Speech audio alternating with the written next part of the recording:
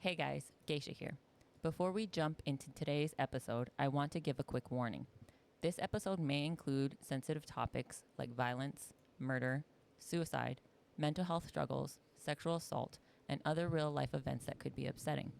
We know that these topics can be tough to hear, and your well being is super important to us. So please take care of yourself while listening and feel free to skip this episode if needed. This is Co-op Chronicles, episode 56.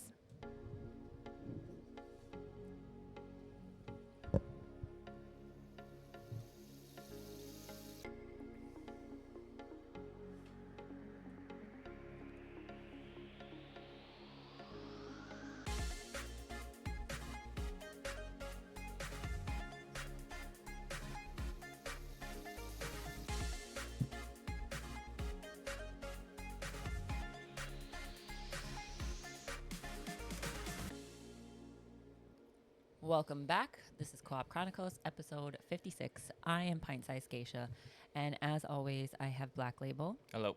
and Azzilee. Hello. And today's episode is We're going to talk about the disturbing mystery of Robert Wone. Robert Wong. Yep, murder. Wong? Wone, W-O-N-E. Wong. Wone. Wong. Murder, mistrust, in a locked room. Yes. So, But Anyway. first, yeah, how's everybody? Oh, yeah, happy Father's Day. happy Father's Day. Happy Father's Day, babe. Thank you. You're Thank welcome. You're welcome. Yeah, how's your guys' week so far? How's your guys' weekend? It was good. Yeah. Mhm. We had a barbecue yesterday. Had a barbecue, Little tiny one. little tiny one. Play some card games? Card games. Card games. Card game. What did we Pretty fun. play? Monikers. Monikers. And faking it. Faking it. Shout out to John I or can't- 1IQ for being here. for stopping through. Yeah, I For don't know. being your MVP on the team. Oh my god, yeah. I don't know how to play faking it. I'm so bad. What was it? What did I say? My cat? My My cats. My cats. So faking it is it's pretty fun. I had lots of fun. Like you get the card, and one of you guys is the faker, and one of the cards we pulled, one of the questions was, what hobbies do you find most attractive in someone else? In a partner. In a partner, right? But Label was the faker, so his question was different. As said, taking care of my dogs. But I didn't remember what it said too. Yeah. I said cooking, and Black Label just goes, my cats.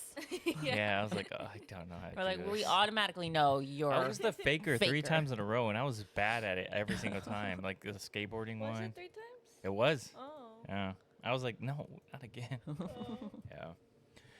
But yeah, okay. Well, let's get into this one. I seen this one, and I was like, this is crazy. I mean, I've seen a lot of them recently that I want to do, and this one was kind of insane. Like, it was. We'll just get into it. So we'll get into it. it's an unsettling, confounding case of modern true crime. I think there's a lot of contradictions to this story.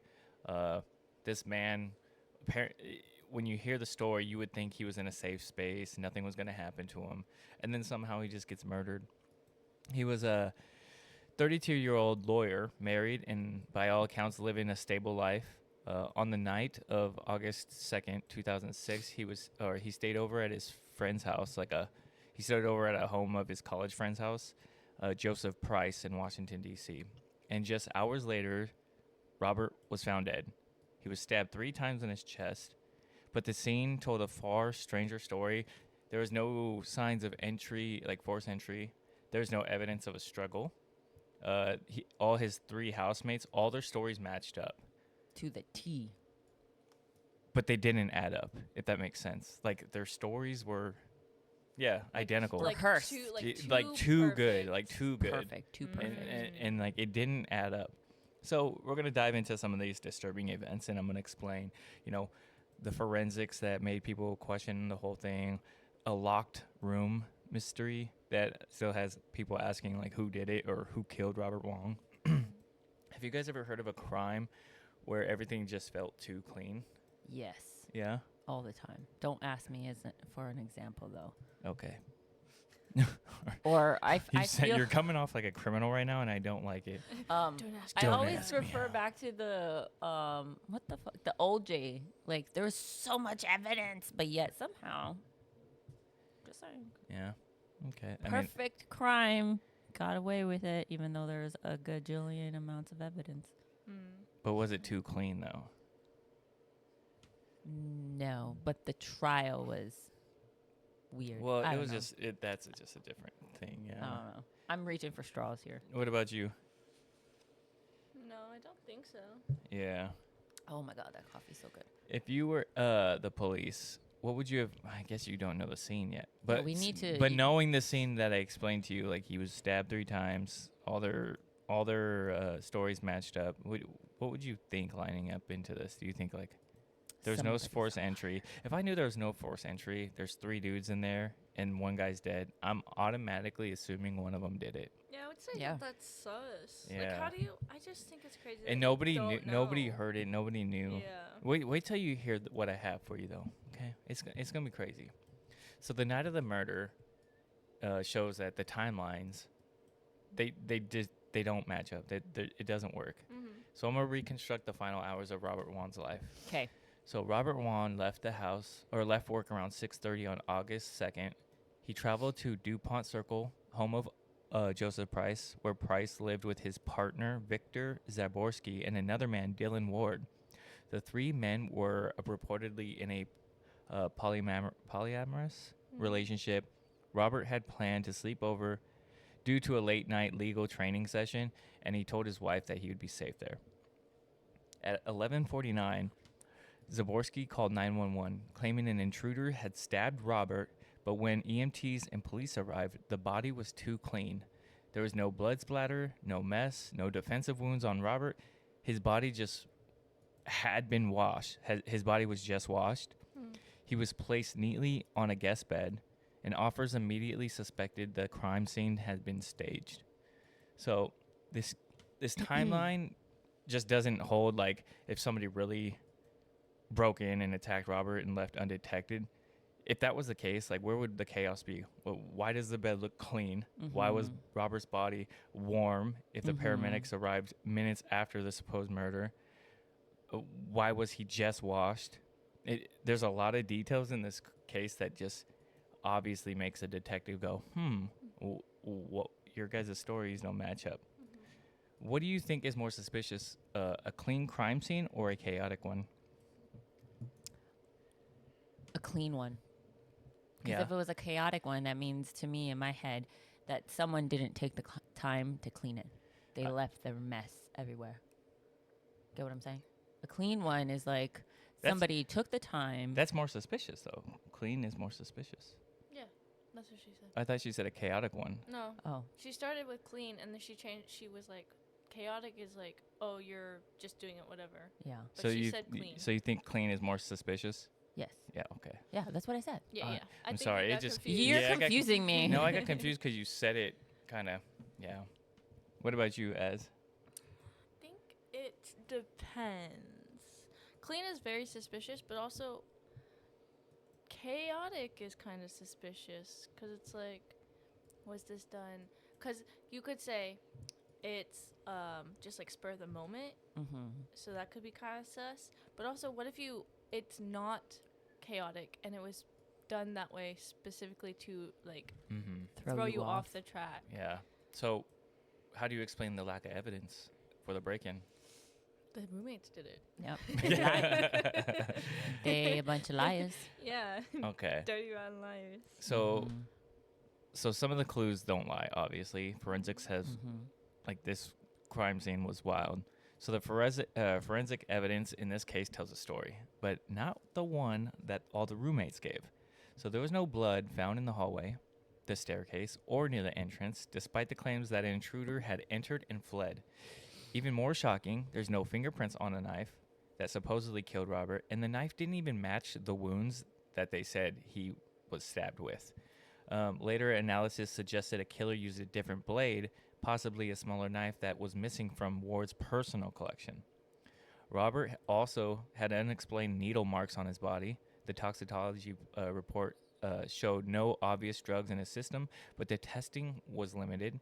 And it has been theorized that he may have been paralyzed by an unknown substance prior to the stabbing, which would be like, that's why he wasn't struggling or did anything or moved around, you know? Mm-hmm. So, when the body is washed, stabbed mortem, sorry, and placed in a bed like they were tucked in for the night, it doesn't scream panic. You know what I mean? It screams that somebody planned this, obviously. There's needle marks suggesting, yeah, obviously he was incapacitated by something, and he was unable to fight back or even scream. Forensic didn't just raise red flags, they set off alarms. Alarm bells are going off. They're going off. When you hear stuff like this, what's your guys' gut reaction when you hear someone might have been paralyzed before being murdered? That's awful. Have you seen that movie Awake with Christian Haydenson? Oh, that's the one that I watched the end of it, right? Where she was like being pushed on a boat out in the water? No. This is a really old movie. He has to have open heart surgery, and his anesthesia works, but he's still conscious and he still feels everything, but his body is doesn't cooperate and doesn't move. Oh. So like he's conscious and he feels everything, but he can't move. He feels everything and he can't move. He can't tell them like, "Hey, I'm not under my body. My body's under, but my mind is not." Damn.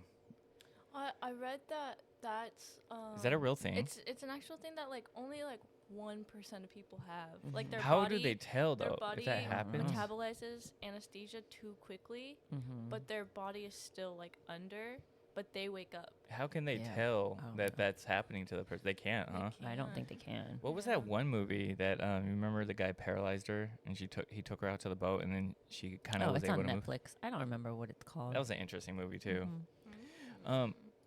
Listening from this, do you guys think the police dropped the ball by not doing a broader tox screening? Because considering that they said they only did like a small variety of toxicology. Yes. Yeah, it's always weird. That they don't do like a big thing. Yeah. Yeah. Like they pick and choose which cases to do that on. Yeah, it's really odd. And I don't know if they're like, oh, it costs so much money for resources. I feel like you should just do that. That's your job. I don't know. Okay.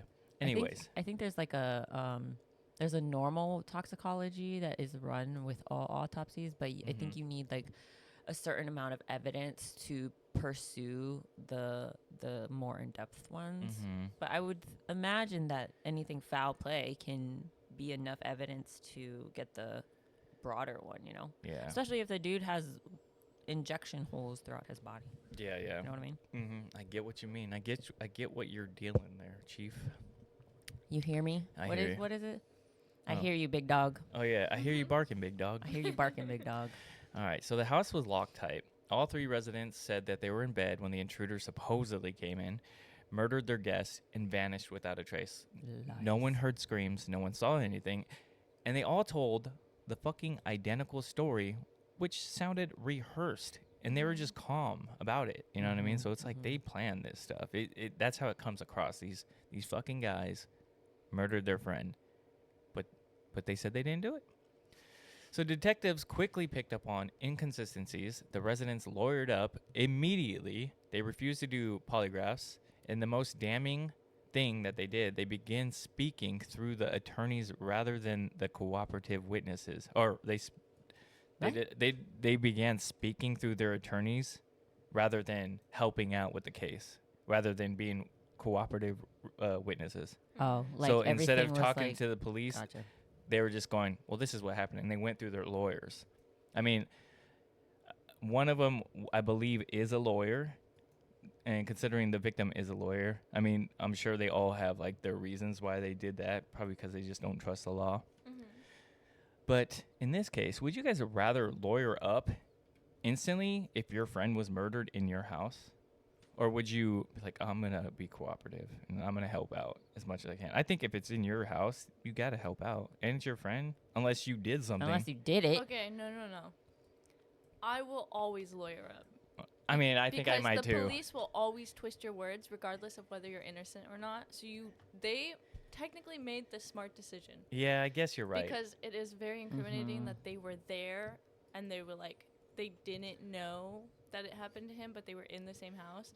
So, like, the police will obviously spin it on them. Yeah, I've That's seen true. so many cases where, yeah, you're right, that they do, like, find a way to... It is, like, not helpful that they weren't being... It's not good that they weren't being helpful, but they It's were probably smart the smart to lawyer decision, up. yeah. What do you, Always. Yeah, I guess that's a good point. why do you guys think that none of the roommates broke under the pressure? I Because don't they know. did it. Because it was fucking planned, right? They did it. Because they did it.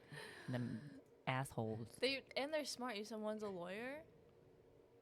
Huh? The victim was a lawyer as well. I think one of them was. Yeah. So this then- w- yeah. So it was definitely premeditated for a minute, probably. Yeah, so this wasn't a panicked house. It was coordinated defense. Like, the moment things didn't add up, they shut down. No one cracked, no one slipped. It became less of a tragedy and more of a performance. A locked door might keep a killer out, but they can also keep secrets in. They didn't. They didn't. Very wise. They weren't like man. close friends with the victim. They were. They were all friends. They were all the main guy, Price, was his friend, his college friend. Did they know he was? Sorry, you might have said this, but did they know he was in the house? at Yes, the time? they planned for him to stay over a late because he had like a late study session. Mm-hmm. Well, yeah, Mhm. they definitely didn't. They just have really good lawyers. All right. So the crime scene cleanup, a showered mystery. The EMTs who responded to 911 call said something that haunted investigators. The three men were all freshly showered in clean robes when they arrived. There was no blood on their hands, no sign of a struggle, and the entire home smelt of bleach. One EMT said it was the cleanest murder scene he'd ever witnessed. Investigators found towels that had been run through the laundry and washing machine still damp with use. When you're trying to convince police of like a break-in, I think the last thing you want to do is clean It's up. clean. Yeah. So I'm not exactly sure why they did it. It's almost as if the whole thing was scripted from the get-go. Before the officer even knocked on the door, they're clean. The body was clean. Mm-hmm. Like so, Did the big they call the police? Or they did.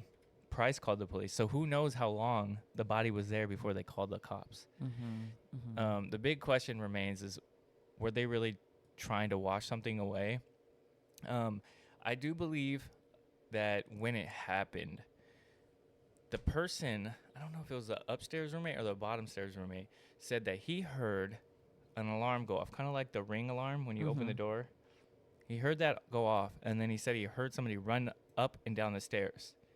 And I do recall during an interview of it, the cop was asking the guy, he's like, so he ran down within 5 seconds and you didn't see him from whatever entry to downstairs, stabbed your friend within this amount of time before you called you called the cops. So this all happened in a matter of minutes that your friend got stabbed and all that stuff, and there was like no blood. It was a crazy thing. I recall when the cop was talking to him, and the guy was like, yeah, that's what happened. It just doesn't make sense. Doesn't make sense. What would you be your first thought if you were a cop and you came to this house and all three roommates were freshly showered after the murder? Lock them up. What were you guys doing together? I mean, they are a polyamorous group of men. Apparently, one of them was in a relationship, but they kind of fooled around with the third guy. So they were all three like just having a. I would definitely question them, like, why is no one panicking? Mm-hmm. There's no panic. Mm-hmm. Yeah, exactly. Too calm, if you'll ask me. Yeah, like I do recall at one point too as well was one of the EMTs said that they felt so uncomfortable around them as if like the roommates were going to attack them. Like they just had a feeling and they never felt that feeling before at a crime scene. That's crazy. Yeah. Have you guys ever seen a true crime Maybe scene? they were on drugs. Who knows? Who Maybe knows? some kind of mental health thing. Yeah. So, despite all the suspicious behavior, forensic contradictions, the three men were never charged with Robert's murder. Instead, in 2008, they were indicted for obstruction of justice, tampering with evidence, and conspiracy. But during the 2010 trial, the judge ruled that while their behavior was suspicious, the government hadn't proven beyond a reasonable doubt what exactly happened or who committed the murder.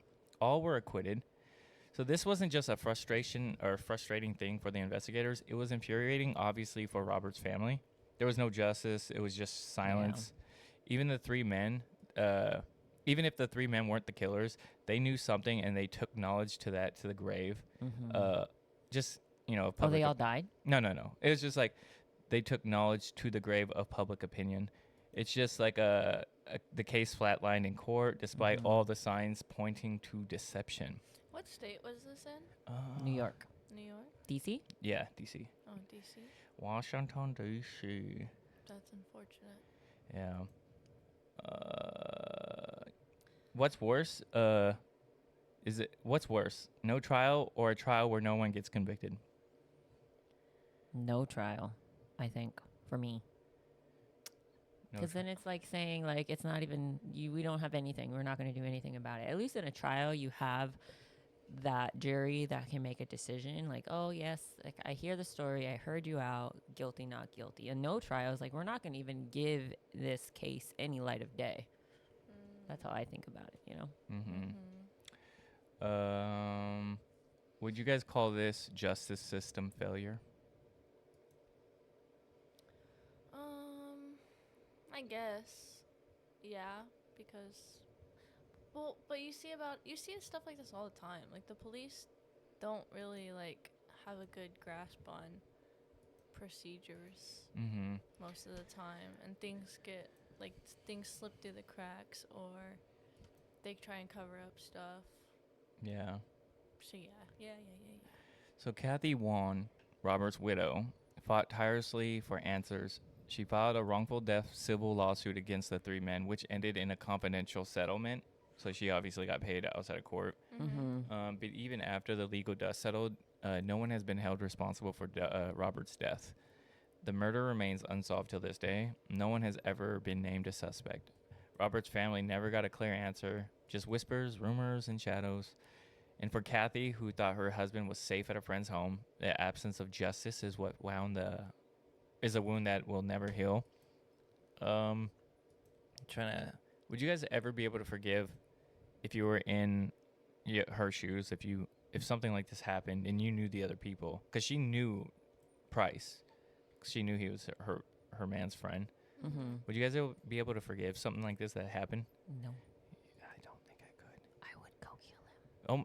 Watch your mouth. You're indicted now. You're gonna get murdered, or you're gonna go to trial. I would wreak vengeance. I am vengeance. Where is she? You've never seen me and Batman in the same room. I would never forgive or forget. Yeah. Trust me, if an opportunity arose, I would make your life miserable. There's some crazy stuff, though, I still haven't got into yet. So, why do you think public's, like in general, because every time a case like this comes up, why do you think people are so fascinated, not just with this case in general, but like cases like this, like crime scenes that are unsolved, but they should be solved? Why do you think there's a fascination with this? Go ahead, Az. One option could be the police. A lot of people have differing opinions about the police. Some people probably like cases like this because it points out the flaws in the system. Or it could just be like the mystery of it. Like, all the evidence is so damning, and yet people said that they were innocent. So it's very confusing. That's very conflicting, and I think that's really fun. I think people like to try and put pieces together. No, for sure. Yeah. For me, it's people are crazy. And for some reason, I like to know how crazy people are and what they'll do. Okay. Like, okay. You can't, like, top, like, I don't know. No, I get it. You get what I'm saying? I get I'm just curious. I'm curious about how crazy people can get. Yeah, I hear you barking, big dog. Oh, my God, don't. So these guys were into some stuff. They were into, what is it called? BDSM? Oh. Bondage stuff. Bondage stuff. And they're into that stuff. So investigators dug deeper into the household dynamics, and they discovered that Dylan Ward had written an erotic fiction and owned a plethora of BDSM equipment. BDSM event gone wrong. Yeah. some of the or they forced him to do it. Yeah. And then they killed him by mistake. So and they put him in the shower because all the evidence was on his body. yeah, just listen, keep listening. I'm sorry. Keep going. So some of the gear was found in a cabinet near the guest room. This led to a controversial theory that Robert was drugged and assaulted as part of an experiment or non-consensual sex act gone wrong. There was no concrete evidence of sexual assault, but forensics testing suggested possibility of cleaning up the bodily fluids. That alone set speculation into overdrive, and it became one of the most debated angles in the case. And if I'm not mistaken, they did find bodily fluids in his rectum, and it was his own DNA in there. How does that happen? Yeah, which is insane.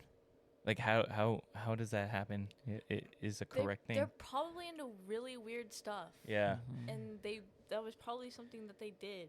Yeah, which is insane to think about. Yes. Side note. Yes. Is now a good time for a side note? I mean, Sorry. I'm not done with it, but you can go ahead. No, go ahead. No, go ahead. Before I have it written down, so you're good. Side note: people are into some really weird stuff. We just heard a Tinder date Tinder text turned into a song about some woman wanting to fart in some man's pee hole. Oh yeah. Remember? Yeah, people are very weird. So, people are weird. Or I don't want to say weird. I feel like that's mean. People have kinks. We're not kink shaming. Unusual kinks. Yeah, we're not kink shaming, but people do have some fucking weird kinks. Unusual. Yeah, unusual. Uncommon. I mean, I'm pretty sure the people with weird kinks know that they're fucking weird. So if they hear me say they have weird kinks, they probably are like, yeah, my shit's a little weird. Uncommon. So that's why it's don't take offense. I'm going to be politically correct and just say uncommon. Yeah, it is wild though that they found his own DNA, his own semen in his booty hole. Exactly, especially when they know there's because it didn't get there by himself. Yep. So there was no concrete evidence, as I said before, of sexual assault. His body was cleaned up of bodily fluids. There was no that set speculation into overdrive. So true crime often walks a fine line between evidence and conjecture. And here things got murky real fast. The media jumped on the BDSM angle right away, talking about all this and that. But the real issue wasn't the lifestyle. It was was their consent of what happened. The theory that Robert may have been paralyzed and used as an unwilling participant it makes it more horrifying that, what if he was paralyzed and had all this shit happen to him while he was alive? And if it was true, it transforms this from a murder mystery into something even darker. Do you think that the BDSM angle helped or hurt the investigation? You want to go ask? No, go ahead. I feel like I talk over you all the time, so I'm trying to be mindful and let you talk. No, go ahead. It's okay. I was going to say, I think what I'm hearing and what I think is that that is accurate. They drugged him. That's why he has the pinpricks in him, right? They drugged him. They forced him to do these crazy BDSM, whatever acronym thing. Killed him, or accidentally killed him, and then washed his body because evidence is on there, and then cleaned up, and then made this crazy story about somebody stabbing him. They stabbed him afterwards. Or maybe they didn't send. Maybe he didn't accidentally die. Maybe they just stabbed him afterwards and was like, "You're gonna remember all of this. You're gonna tell, and we're gonna get in trouble." Stab. What is bizarre though is there's no blood in the house. Got washed off. So you're saying that it smelled like bleach. Yeah, I know, but I'm saying they also checked. I believe they checked like the drains and stuff, and they didn't find blood. So it's just really weird that Dexter, they put plastic everywhere. They knew he was coming, and they had a whole plan for it. They did a whole plan for it. Maybe he was really just jealous of him the entire time or something. I think that I don't know. I don't know. Sometimes I feel like theories can be a distraction to like real case. Obviously, they're into some crazy stuff, but the BDSM angle could have. I don't know. Maybe it was a good angle to pursue, but sometimes it's probably like bad where you push so hard that you go away from the what might have really happened. I don't know. Probably.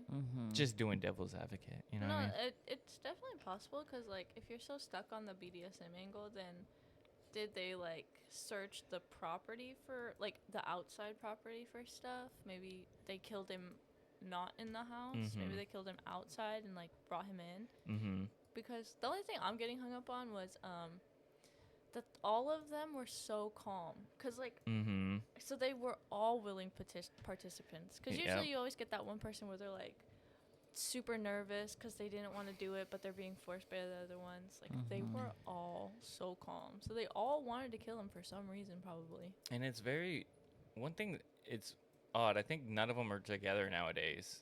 Like, I think they all split up from each other and they're all living their own life, like doing their own thing. Because the guilt was eating away at them. Yeah.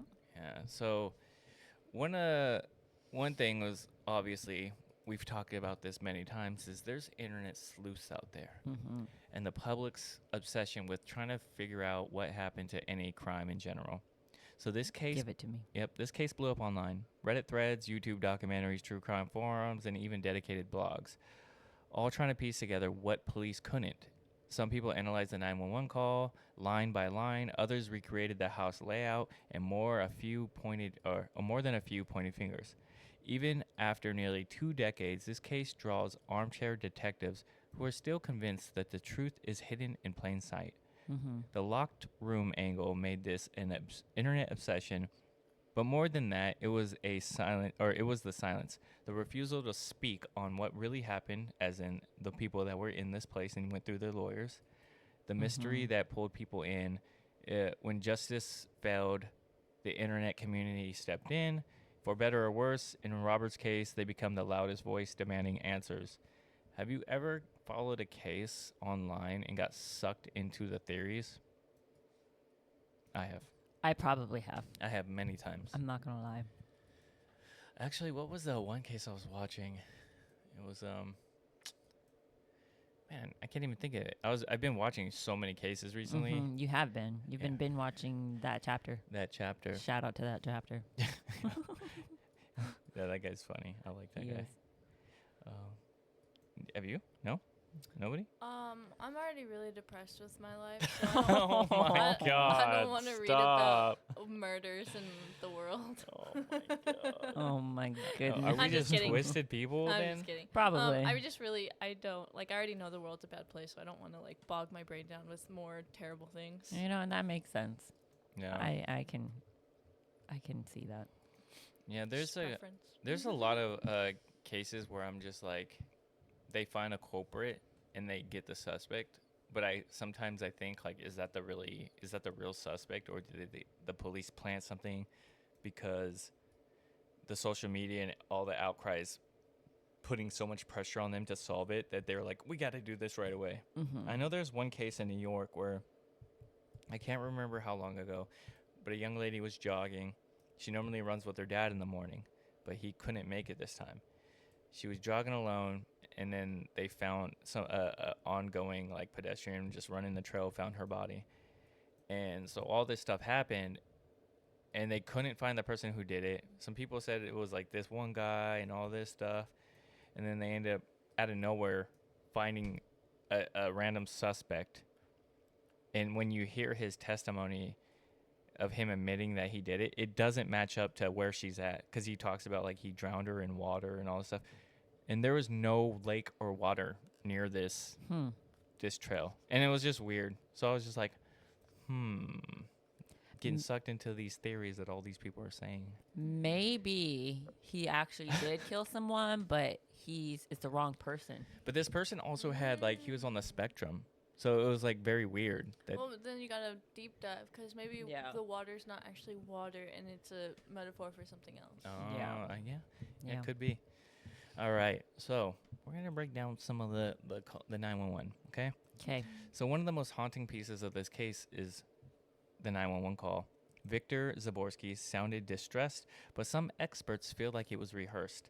He repeatedly claims someone broke in and someone stabbed our friend, but avoids giving details. When asked to apply pressure, he doesn't confirm whether anyone actually did.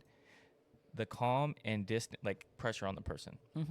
The calm and almost distant tone combined with the immediate use of phrases like intruder and guess made police wonder, were they spinning a narrative? Because, like, why would you say somebody stabbed our friend, he's a guest, or intruder, this and that? Like, nobody talks like that.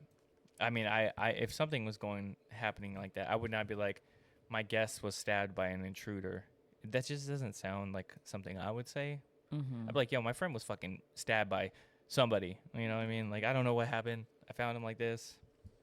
So clearly, it just sounded scripted. Yeah. Most 911 calls during an actual emergency are chaotic, loud, and full of confusion. So this one felt very clinical, like someone was reading a prepared statement. And when first responders arrived to see a spotless room and 3 fucking dudes in a robe, it obviously raises red flags, especially when they're not panicked, you know? So have you ever listened to a 911 call that didn't feel right? I'm sure we've all watched stuff. All the time. All the time. I wonder if I've never had to call. Well, I lied. I did have to call 911. But I wonder in this situation, like, I'm so logical. I wonder how I would be on the phone when I called 911. Dude, you know, I had to call 911 one time, and it was okay. I was not handling this situation well, so I had to call. It was when I lived with my ex, and like his son's girlfriend like OD'd in our fucking house. Oh, no. So we had to call 911. So I was calling, and I was like, oh my god, like, I was super calm about it because my brain could not catch up. So I was just like, yeah, like, she's not breathing. We're trying to, like, do all this stuff. And they're like, okay, well, like, you have to press on her chest really hard and blah, blah, and like, trying to do that. And it was the weirdest situation. But, yeah, I was, like, super calm when I should not have been. Did she die? No, her sister lived right down the street. And I guess this is, like, a common thing that happens to her. So she just, like, came in, did, like, 2 compressions, and she was fine. Oh my goodness. Yeah, but she was like, her lips were turning blue. It was crazy.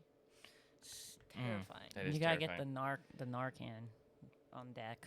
Yeah, we didn't have any, and then her sister What's gave that? us some afterwards. What is that? She's like, keep The this in your OD house. medicine. Oh my god. The one that you They just spray she up the just has nose. some? Yeah, I guess because You can get them all over the place now. because she's not a good kid. Drug She was epidemic, not guys. a good kid. So The fact that they just have it on deck is it's kind A of lot of people have it Yeah. on deck. Really? When I'm at work and I'm just like, oh, you have an Narcan on deck? Yeah, just in case. That's when just you go to terrifying. concerts, you should have it on hand too, because a Yep. lot of people do drugs when they go to concerts. Yep.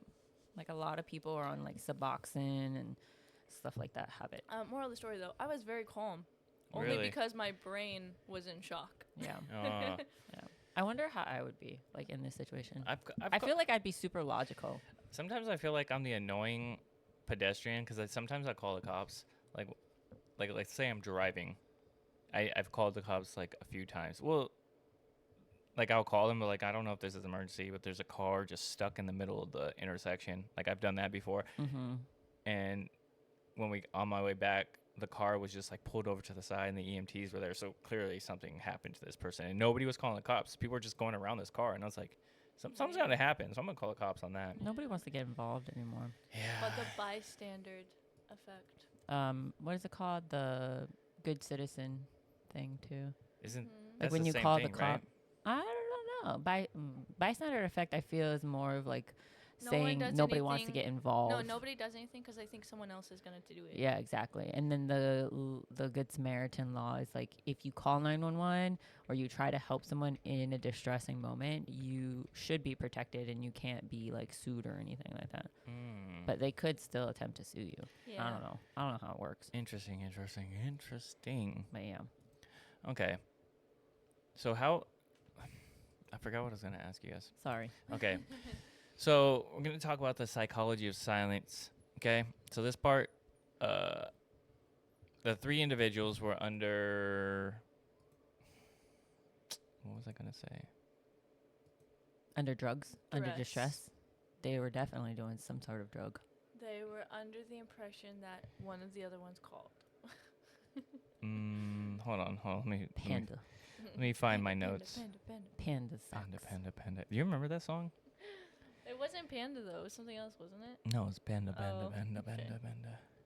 I know it was like some kind of. Okay, so this part gets people every time. The three individuals, under massive public and legal scrutiny, managed to maintain the same story for almost 20 years. No confessions, no accidental slip-ups, no signs of stress breaking them down.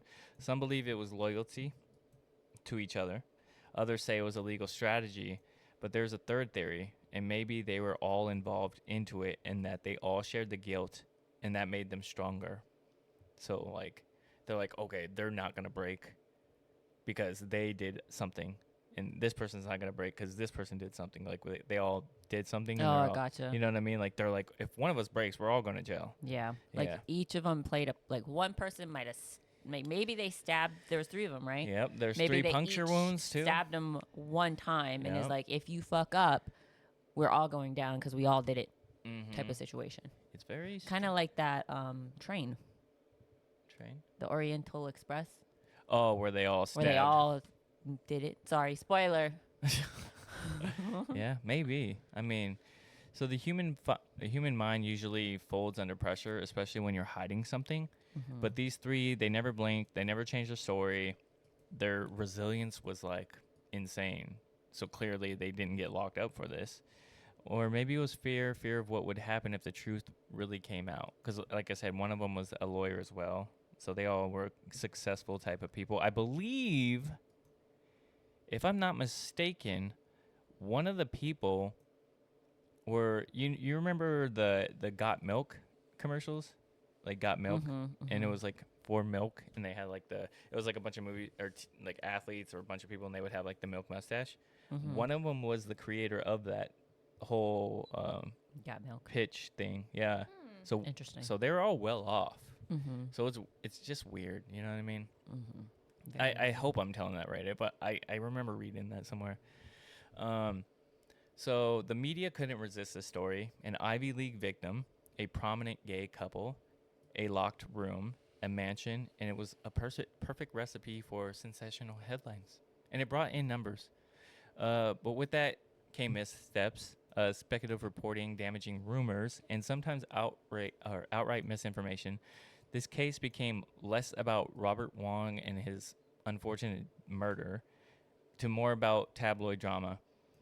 True crime storytelling walks a dangerous line between justice and exploitation. When headlines focus more on sex and mystery rather than the victim and justice, they always lose sight of who this was really about. And it was about Robert Wone, who was a human being and not a device for an amazing plot. Have you guys ever seen any documentaries? I feel like there's so many documentaries like this that have, crossed the line when it came to stuff like this about the victim. Wait, what do you mean? Instead of getting justice for the victim, it's all about this person did it and this person did it. And who are these people that might have did it? They don't talk about, like, the victim. Yeah. In a sense. Lots of times. All of them. Majority of all of them. Yeah, I feel like majority of, like, serial killers, it's always like that. It's like, this serial killer, he did this and this and this, and he killed all these people, but it's like, right. Okay, he killed this person and this person. They just kind of skim over who they really were. Yes, interesting enough. Why is it that we remember the serial killer, right? Jack the Ripper, the Night Stalker, Zodiac Killer, but we never remember any of the victims? It's because people... there's so many. Exactly. Most of the time but we should be the opposite. But people are also about, like, the story and, like, the whole... Like, what happened? Yeah, I mean, you guys are... Not saying this in a bad way, but you guys are prime examples, because what do? You watch true crime movie shows all the time, and you could probably name off all of those killers, but very little of their victims. Exactly. The victims should go down in history books, not the killers. It's just we should ease out the killers from history. Media. I agree, though. I'm just saying. Yeah. Well, not what I've been watching recently, because it always talks about the victims. So. Well, I like those type of documentaries where they put the victims at the heart of it and the spotlight of it. Because I'm just saying. Yeah. What do you guys think a true ethical crime coverage should look like then, in your opinion? Like, should it talk about the victim first and who are these victims? I think it should just focus on the victim, Mhm. and like their life, like what led to the incident, how it could have come about, instead of like, Yeah. oh, this killer, they followed this person for like 1,000,000 days and blah blah blah. Like, Mm-hmm. I don't need to know that. Yeah. I don't really Yep. care. There's people who stalk people all the time. Yeah. All right. Well, this is a good segue to talk about who was Robert Wong, and let's reclaim the victim story on this one. Yes. So Robert was more than a man at the center of a mystery. He was a loving husband, a loyal friend, and a devout Christian. He was also a respected lawyer. He worked with Asian American legal organizations and had incredible close-knit circle of like friends and family who adored him. The tragedy isn't just the mystery, it's the loss. A man who lived a long, full life was taken under the most bizarre, preventable, and cruel circumstances. Circumstances. Circumstances, thank you. You're welcome. This case can't just be about theories and suspects. We have to bring it back to Robert. He was thoughtful, accomplished, and a devoted person to his services. The system didn't give him justice, but we can still give him remembrance.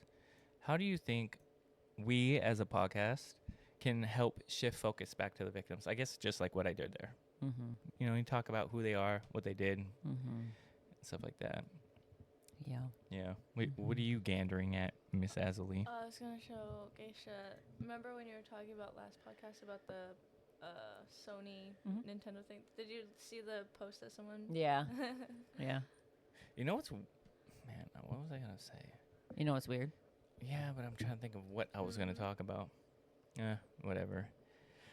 What stood out most to you guys about this case that I brought up so far? Do you guys remember anything I said about Robert's Yes, life? of course. What? That it ended very tragically. And he was a lawyer who worked with the Asian community. Oh, I just said that. Okay. Yeah, see, I'm paying attention. Thank you. Thank you for paying attention. I'm paying attention. Yeah. I mean, this man, he must have. I mean, he must have trusted these three men very Yes. much if he stayed the night.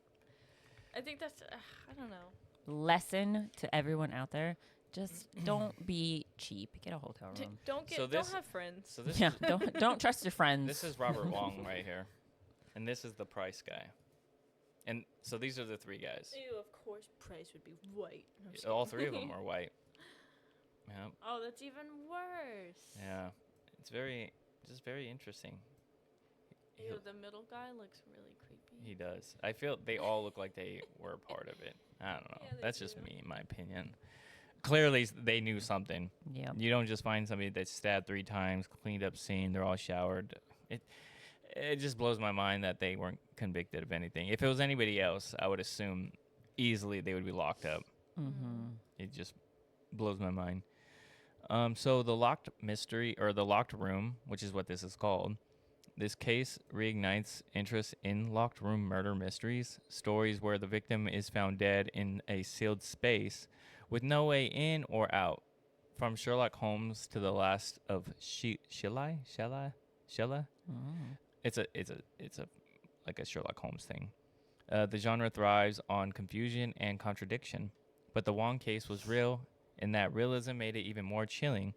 So the locked room mysteries fascinate us because they feel impossible, because he was found in a locked room.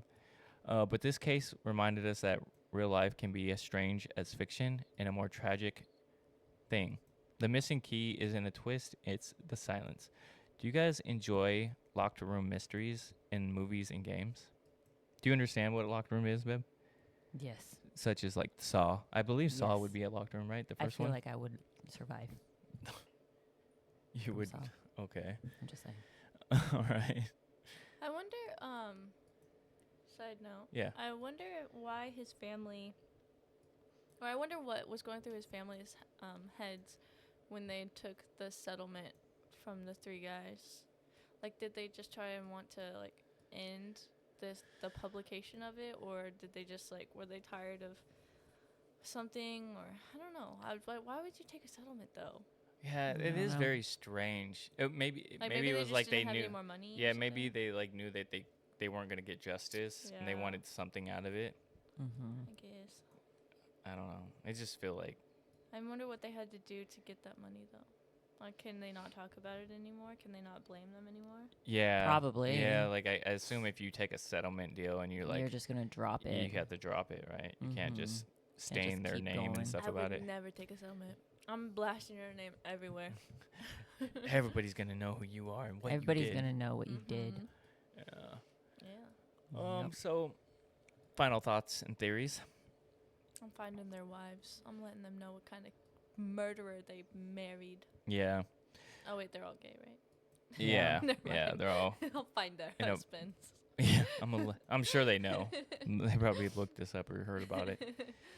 So we've heard the facts. We've dissected some theories, but in the end, the question still lingers: what really did happen that night in DuPont Circle? Everybody has a theory. Some say it was accidental, which I don't see how or where you would come up with this theory. It doesn't make any sense. Clearly, it was staged. Others say it was planned, which I agree with. There was no resolution to it yet. Hopefully, there will be one eventually. I don't know. I mean, they can't. It's been too long. The murder scene is gone. Yeah, that's They true. clearly didn't take enough evidence if they couldn't figure it out. Yeah. Like, they said that someone ran into the house, right? Yeah. Ran up the stairs or whatever. Mm-hmm. Were there no footsteps outside? Was there, like, no blood drops from the weapon outside when they ran away? Mm-hmm. Like, It's just weird, man. It's just weird. The knife that they said. did they search the trash? Because if there's no blood down the drain, this blood has to be somewhere. I feel like there has to be blood somewhere. Why did they do the spray in the UV light? Maybe they didn't. Maybe they didn't. We don't know if they took adequate evidence. That's the problem. Though. And clearly, he didn't fuck himself. You know what I mean? Well, that's where like the kinkiness comes in, right? Exactly. From my mind. And Where he was is the turkey baster? Yeah, exactly.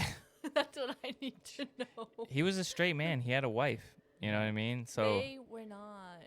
that's what I'm saying. So clearly, him having his own stuff, they were into some shit. You know what I mean? For my logical thinking, right, is that he popped a bubble onto something, and then they put that something into him. Yeah. Well, That's the only yeah. explanation. Well, yeah, but Right. I mean, yeah. But was Which it? equals out to the BDSM, whatever. Yeah, it's just a weird story, man. It's just a weird story. Don't trust your friends. Yeah. saying. So the Robert Wone case reminds us that sometimes there is no justice. It's just silence. Sometimes the system fails, and sometimes the truth is locked behind a door that will never open. Yeah, unless these 3 douchebags finally speak up, which But they never will. doubt. Never going. They're never taking going to. it to the grave. Yeah, because clearly they weren't helpful at all. Dang. After going through all this, where do you guys personally land on what might have happened? The roommates did it. The roommates did it. Yeah, the fucking roommates did it. Joseph Price did it. 100%. If they didn't do it like physically themselves, they definitely hired somebody to do it. Yeah, it's just a very weird story where. Because was there even like any this is what I mean, like, was there any background check? Why would these men hate this guy? Why would they want to murder him? Maybe there was like past history between the two or something. Was there did they I don't dig know. into that? This is why people love stuff like this, because it's like, these are the shortcomings of the police force. These are the questions we need to ask. Why are you Yep. guys not doing more? Granted, I understand that police, whatever you call them, sectors, I don't know. But I know they could be short-handed, so like obviously they have to spread themselves so thin, so they can't do everything. But So it says, after looking up something, it says the 3 men were never charged in the murder, right? But the 3 gay men were later named as defendants in a $20 million wrongful death lawsuit. So it was a lot of money. That's where you get them. It was, yeah. I guess if you can't hurt them by putting them in jail, you gotta hurt their wallets. Hey, take their money. But even though you sue them in a civil court, you can be awarded, yes, you win, they owe you $20 million. The court cannot make them pay. So you may never, ever, ever, ever see any of that money. Yeah, they all play it. Just saying. Was it the 5th Amendment? Is that what it's called? Yeah. Where you don't speak or Where something? you don't say Can't nothing. incriminate yourself. Yeah, they all pled the 5th Amendment. Bitches. What's really weird to me is that they had security, like clearly they had like the security where like the doors open, but they didn't have a camera. I don't know. I can't. Dirty rotten liars. Yeah, I don't know. It's just very. All of it's very suspicious. Very suspicious. When was this done? Sorry. I think can't remember. 2006 is what I said. Let me scroll up. I was trying to think of like if they look at their internet, like their Wi-Fi connections, can they see a camera connected? Probably not during that time. Yeah, it was 2006 August. Dang. Yeah, so. Okay, maybe they didn't have security Maybe cameras, not. I guess. But they had a thing that makes the door go open. I The don't beep know. beep. And it's really weird. Like if you guys look into this case, there's a lot of documentaries on it, and they talk about how Joseph Price is talking to the police, and he says like, they heard the door ring. I'm just gonna say ring. I don't think it's a ring, but they heard the door alarm type ring thing go off. Mm-hmm. They heard a person run down the stairs or something, and they were gone. So in the matter of like, in my opinion, you're not gonna. I'm a deep sleeper, and sometimes if I hear something, I'm not gonna wake up.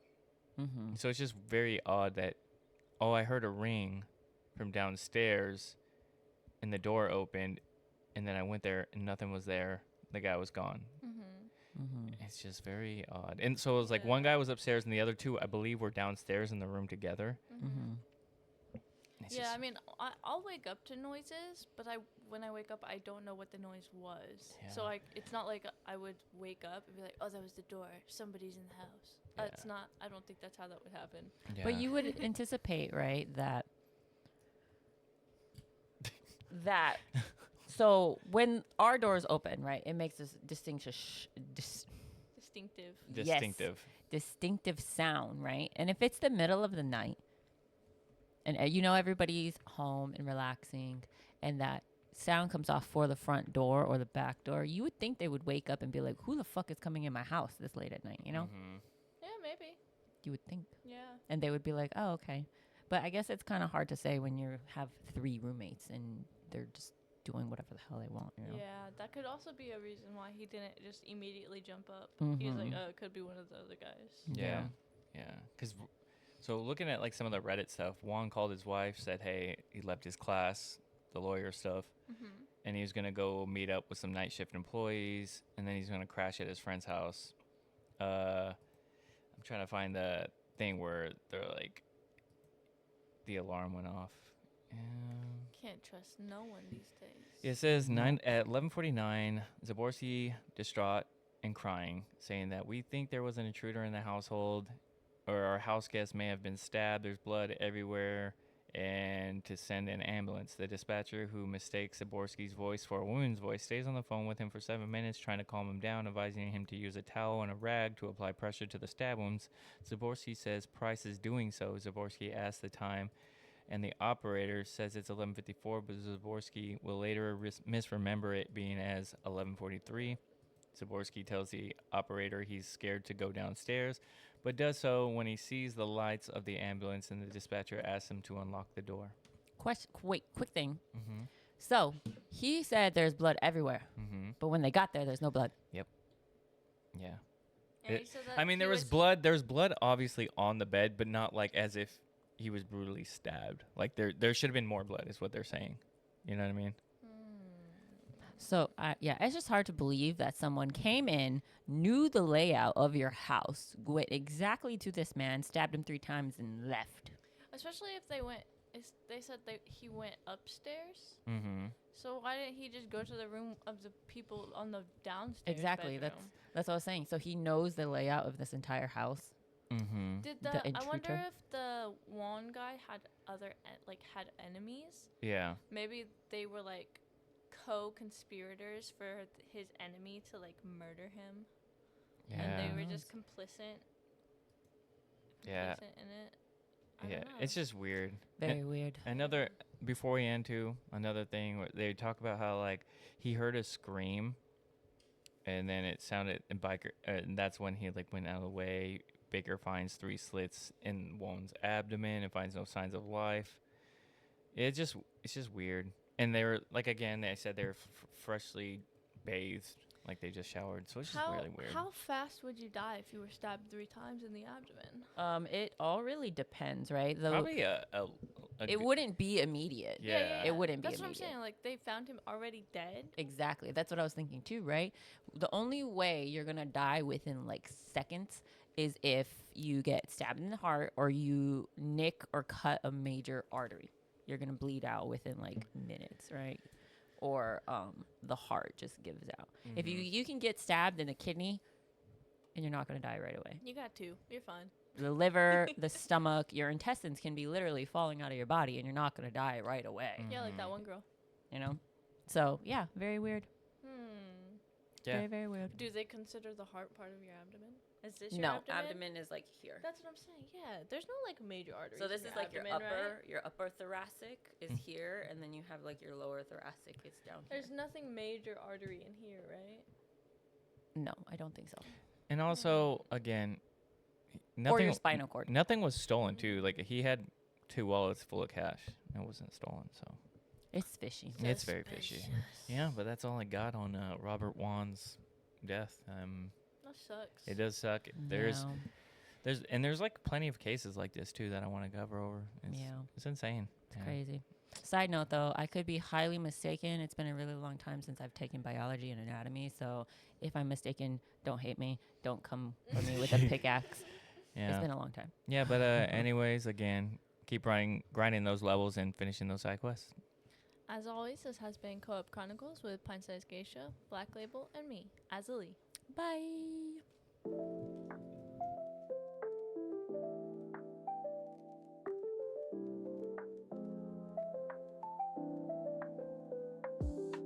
We gather round the mic, tales of knights and dice, gaming worlds collide, hobbies come alive. Azzilee and Geisha chat, Blacklabel's where it's at.